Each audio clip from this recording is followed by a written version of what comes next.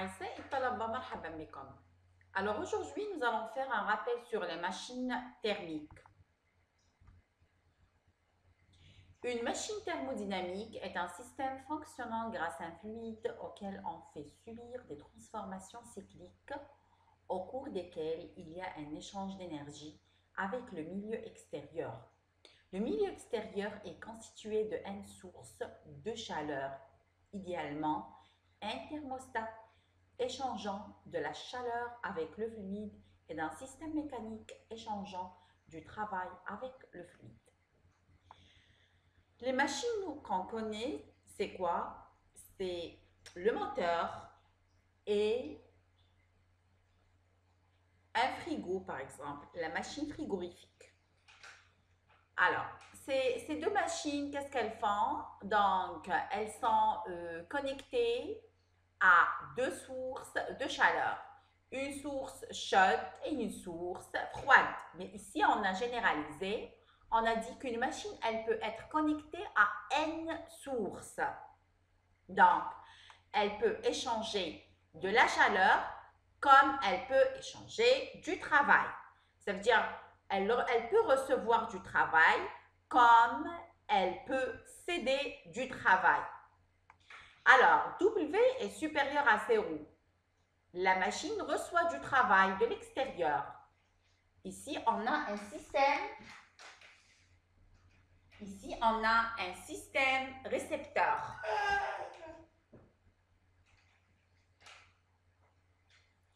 Alors, si W est inférieur à 0, la machine donne du travail à l'extérieur. Dans ce cas, on est dans le cas d'un moteur. Grandeur thermodynamique. Mise en équation le fonctionnement d'une machine. Alors, ici, nous allons appliquer le premier principe et le deuxième principe. Alors donc, dans le cas général ou dans le cas d'un cercle, on a la variation de l'énergie interne égale au travail plus la somme des quantités de chaleur échangées. Ça, c'est le premier principe. Le deuxième principe, la variation de l'entropie du système égale à S échangé plus S créé. Avec S échangé est défini comme la somme des QI sur TI. C'est la somme des quantités de chaleur sur la température des sources. Alors ici, pour un cycle, l'énergie interne à l'état initial égale à l'énergie interne à l'état final, et donc delta U du cycle égale à 0, et la même chose pour la variation d'entropie du cycle égale à 0. C'est ça, les spécificités du cycle. Donc ça, c'est le premier principe, et ça, c'est le deuxième principe. Machine thermique ditherme. Machine thermique ditherme, c'est une machine qui est connectée à deux sources de chaleur, une source chaude et une source froide. Alors, si j'applique le premier principe qui est delta U du cycle égale à 0, donc on a Q froide plus W plus Q chaude égale à 0. Ce qui fait Q froide plus Q chaude égale à moins W. Et le deuxième principe, delta cycle égale S créé plus S échangé égale à 0. Avec S créé doit toujours être supérieur ou égal à 0. Ce qui oblige à S échangé, il faut qu'il soit inférieur ou égal à 0. Et par conséquent, le S échangé, c'est la somme des Q sur T. Donc, il nous fait QF sur TF plus QC sur TC inférieur ou égal à 0. Et ça, c'est l'inégalité de Clausius. Théorème de Carnot. Tous les moteurs réversibles fonctionnant entre deux sources de chaleur données ont le même rendement. Aucun moteur thermique cyclique n'a un rendement plus élevé qu'un autre réversible fonctionnant entre les deux mêmes sources de chaleur. Alors Carnot, il dit ou il confirme que tous les moteurs qui travaillent en mode réversible ils possèdent toujours le même rendement. Les moteurs sont caractérisés par un rendement état donné par. État, c'est l'énergie recherchée sur l'énergie payée. L'énergie recherchée, c'est moins W. Donc, le gain pour un moteur, c'est le travail qui nous donne.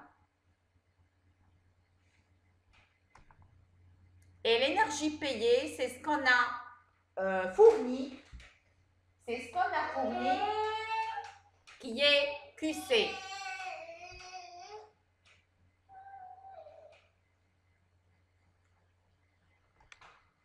Et par conséquent, le état, c'est moins W sur QC. État, il est toujours entre 0 et 1. Alors, l'énergie recherchée. Alors, à partir du premier principe, on a moins W qui est Q chaude plus Q froide sur Q chaude. Et ça va nous faire 1 plus QF sur QC. D'après l'inégalité de Clausius, on a QF sur QC inférieur ou égal à moins TF sur TC, ce qui nous fait état, il faut qu'il soit toujours inférieur ou égal à moins TF sur TC. Si le cycle est réversible, le rendement devient celui de Carnot, qui est 1 moins TF sur TC. Voilà. Les récepteurs. Les récepteurs, réfrigérateurs, climatiseurs et pompes à chaleur sont caractérisés par efficacité au coefficient de performance qui peut être supérieur à 1. Donc, E, c'est l'énergie recherchée sur l'énergie payée. L'énergie recherchée, c'est le froid qu'on obtient. Et l'énergie payée, c'est le travail qu'on donne.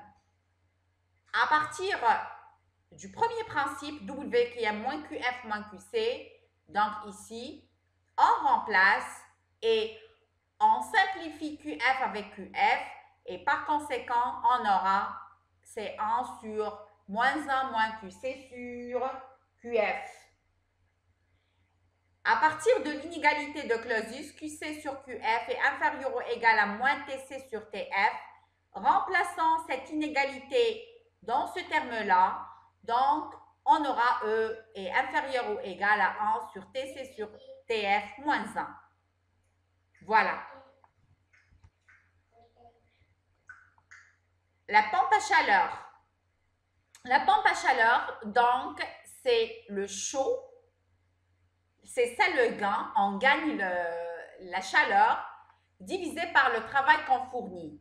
Donc, machine frigorifique, c'est le froid. Et la pompe à chaleur, c'est le chaud. Donc, c'est moins QC sur W. Et la même chose. Donc, moins QC.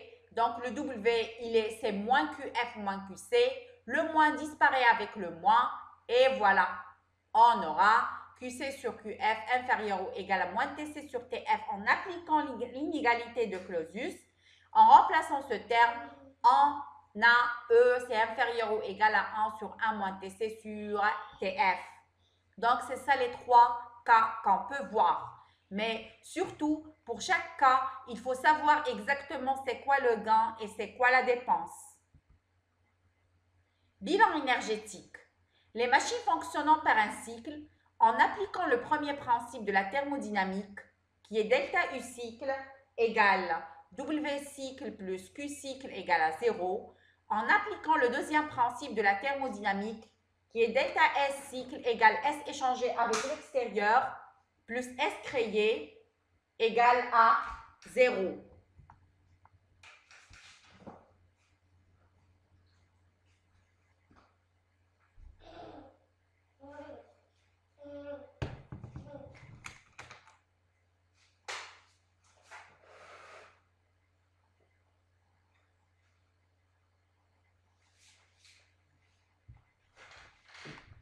Si la transformation est réversible, S créé égale à 0. Par conséquent, delta S cycle égale QF sur TF plus QC sur TC égale à 0. Pour un système réel, S créé est toujours supérieur à 0, qui fait QF sur TC sur TF plus QC sur TC est inférieur à 0. Le diagramme de Clapeyron, c'est un diagramme dont les ordonnées est P et les abscisses est V. Alors ici, on remarque que, donc on remarque que le W du cycle est supérieur à 0. Alors si on a le sens du cycle dans le sens des aiguilles dans le sens contraire des aiguilles d'une montre, dans ce cas, le W cycle est supérieur à 0. Et dans ce cas-là, on est dans le cas d'un récepteur. Alors, si on a le sens du cycle dans le sens des aiguilles d'une montre, ça veut dire que W cycle est inférieur à 0 et par conséquent, le système dans ce cas-là fournit un travail à l'extérieur, donc il s'agit d'un moteur. Dans ce cas-là, le système reçoit du travail de l'extérieur. On est dans le cas d'un récepteur et si le système fournit du travail à l'extérieur, il s'agit d'un moteur. Voilà. C'était le rappel sur les machines frigorifiques. Alors, j'espère que c'était clair et on se voit dans une prochaine vidéo. Au revoir.